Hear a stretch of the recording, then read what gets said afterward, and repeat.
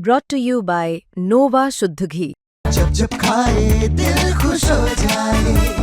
सदियों का नोवा शुद्ध देसी घी, सपना स्वस्थ भारत का। I love घी। इस बार के दिल्ली विधानसभा चुनाव में कई पार्षद ऐसे थे जो विधायक बन गए और उनके विधायक बनने के बाद एमसीडी की कई सीटें जो हैं वो खाली हो गई। लगभग ऐसी 12 सीटें एमसीडी की इस वक्त खाली हैं, यानी कि विधानसभा चुनाव के बाद से ही खाली हैं,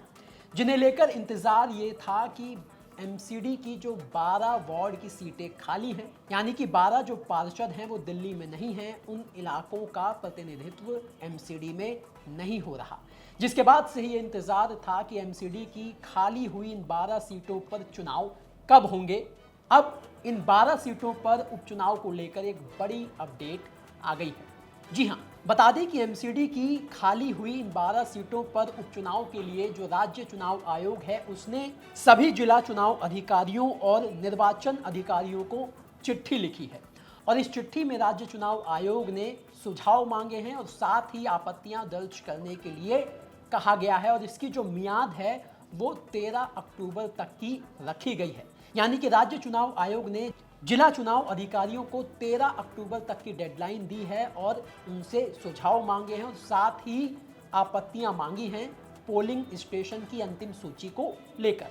अब ये जो चिट्ठी लिखी गई है इसके बाद से कयास लगाए जा रहे हैं कि दिवाली के बाद कभी भी इन 12 सीटों पर उपचुनाव के लिए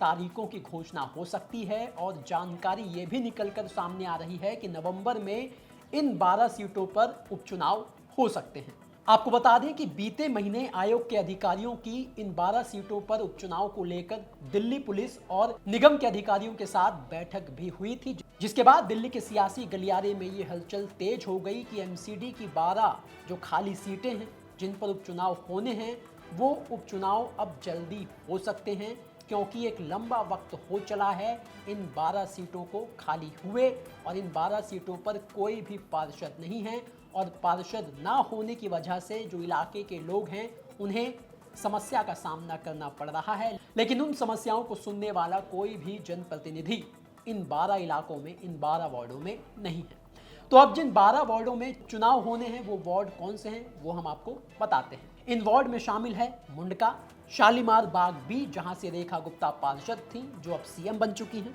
इसके अलावा अशोक विहार, चांदनी चौक से पुनलदीप सिंह साहानी पार्षद थे जो अब विधायक बन चुके हैं। चांदनी महल का वार्ड, द्वारका बी, दिचाऊ कला, नारायणा, संगम विहार ए, दक्षिणपुरी, ग्रेटर कैलाश और विनोद नगर।